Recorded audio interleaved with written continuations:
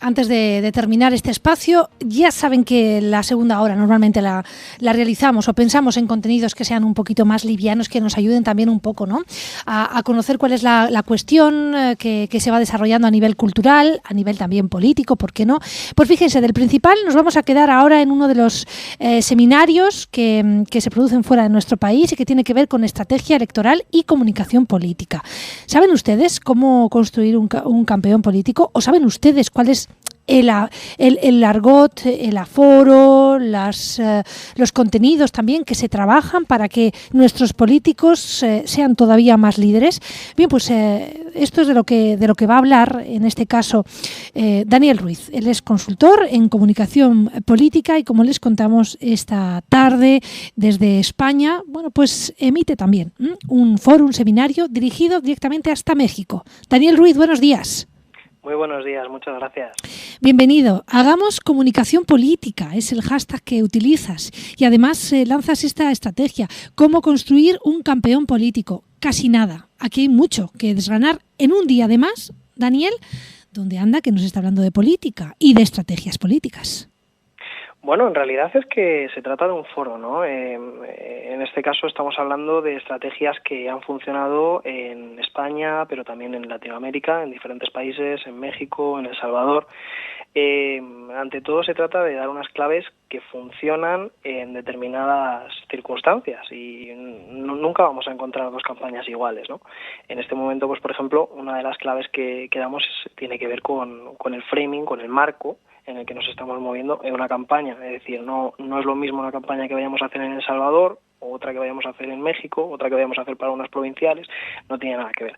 Entonces, lo que tratamos nosotros de hacer, lo que trato en este seminario es de explicar pues bueno, cuáles han sido las estrategias que les han funcionado pues a los americanos, campañas pasadas en España, la política en tiempo real, lo que nosotros entendemos por política en tierra, política en aire, es decir, las redes sociales, desde el clásico, ¿no?, en la clásica pegada de carteles hasta campañas en redes, que es lo que ha impulsado pues a los nuevos partidos.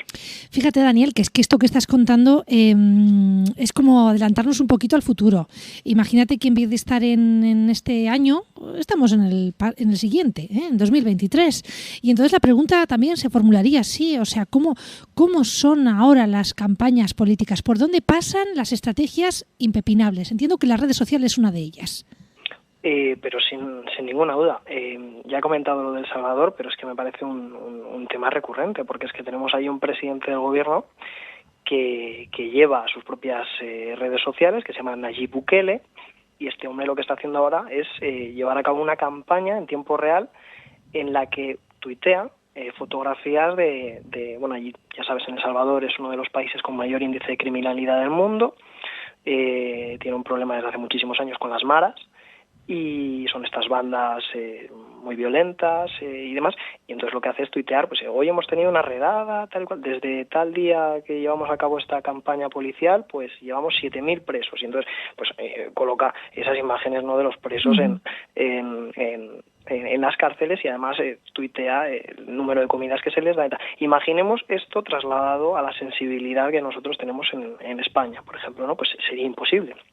Aquí, es decir, hacemos política de forma diferente, pero es que la política en tiempo real tiene esa atribución. Es decir, nosotros lo que hacemos es entrar en los teléfonos de cada uno de nuestros electores en todo momento, y tanto convencidos como no convencidos, y se hacen campañas para los dos. Es decir, no vale el mismo mensaje para el que está convencido de que me va a votar a mí que para el que está directamente imbuido de unas ideas completamente opuestas. Entonces se hacen campañas diferentes. Se hace campaña blanca, campaña negra, la campaña negativa, estas campañas de desprestigio. Ahora, por ejemplo, tenemos un ejemplo así más cercano en España, ¿no? Ahora, por ejemplo, la campaña contra el presidente del gobierno Sánchez, pues le llaman Antonio, ¿no? Es decir, Antonio, a propósito, ¿no?, de esta confusión que tuvieron con él en una rueda de prensa conjunta junto con el presidente de Portugal, donde le llamaron Antonio, luego se referían a Antonio Costa, pero bueno, es una forma de dar a conocer a los españoles esa irrelevancia que se le atribuía a Sánchez en materia internacional. Pues como bien dices, estas son algunas de las cuestiones que se tratan. Ahora bien, yo tampoco sé, compañero, y esto lo quiero también un poco formular, si el discurso en este caso es igual en España que en México. Si hay, claro, al final vas a lanzar un poco las claves para construir política, pero en un país fuera del nuestro. Yo no sé tampoco muy bien cuáles son un poco las cuestiones que hay que tener en cuenta, ¿no?, a la hora de preparar una ponencia como esta. Pues hay algunas claves, ¿no? Por ejemplo, la anécdota. Nosotros tendemos a pensar que en el momento de votar, pues que todos y cada uno de los electores son conscientes de que tienen ante sí pues una responsabilidad, que es cómo va a ser su país en los próximos ciclos electorales, ¿no? 4, en el caso de México son 6 años. Es todavía más importante. Pero claro, es decir, aquí entramos en la dinámica de que nosotros no funcionamos individualmente, nosotros funcionamos por impulsos. Yo no sé de qué equipo serás tú, Nuria, pero si nosotros vamos a un partido, no sé, del Zaragoza, supongo, ¿no? No, yo no. Pero no te puedo decir más, que entonces igual me echan. Muy bien. Pero o vamos a poner un ejemplo, Madrid-Barcelona. Pero si nosotros vemos un partido, ¿no?, en el Camp Nou, Madrid-Barcelona, pues veremos camisetas del Real Madrid, camisetas de Barcelona, vamos a la Romareda, las del Zaragoza, etcétera, etcétera. Pero lo que nunca vamos a ver son camisetas del árbitro. Es decir, absolutamente nadie va a ir con el árbitro en un partido de fútbol. Bueno, pues en política, es decir, salvando las distancias y no, en ese sentido, pero nosotros votamos y la acción de votar es emotiva. Nosotros votamos con las tripas, con el estómago, lo que en ese momento nosotros queremos sentirnos parte de un colectivo que va a ganar. Sin duda. Ahora he entendido el concepto, sin duda. Lo mismo con el tenis. Yo seguramente todos estuvimos viendo al principio, ¿no?, con Rafa Nadal, cuando fue a ganar, no sé, el 21 o el 22 Grand Slam, y todos estábamos pegados al televisor, y entonces cuando ya iba 2 por debajo, esto lo decía mucha gente, dice, no, de lo que hice fue apagar la televisión. Y luego ya me enteré por los medios de que había remontado el partido. Claro, en un mitin es lo mismo. Aunque tú vayas muy mal, no le vas a decir a tus votantes que bueno, pues lo hemos hecho muy bien, pero lo lamentamos, pero esto no va a ser posible, pero ir a votar porque es importante, ¿no? O dices eufemismos, ¿no? Como vamos a ser decisivos. Y también está la política de la anécdota.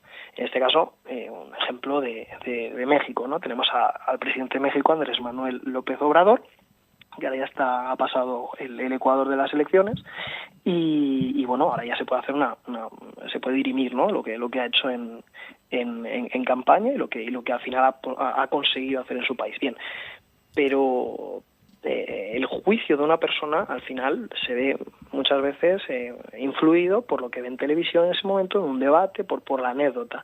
En este caso, el aspirante a presidente de los Estados Unidos mexicanos, que era Ricardo Anaya, que era su principal oponente, era un tipo súper preparado, con un background enorme, con estudios, hablaba idiomas y más, intelectualmente muy superior a Andrés Manuel. Pero ¿qué hizo él? Pues muy hábilmente, en uno de los debates más famosos, lo que hizo fue una broma, un chascarrillo que la gente entendió muy bien, que es Ricky Riquín Canallín. Nos puede sonar tonto, nos puede sonar tal, pero es que es lo que al día siguiente se compartía en las peluquerías, en las cafeterías, etc.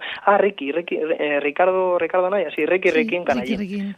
Claro, y además le dijo, apártate que me vas a quitar la cartera. Además sacó la cartera.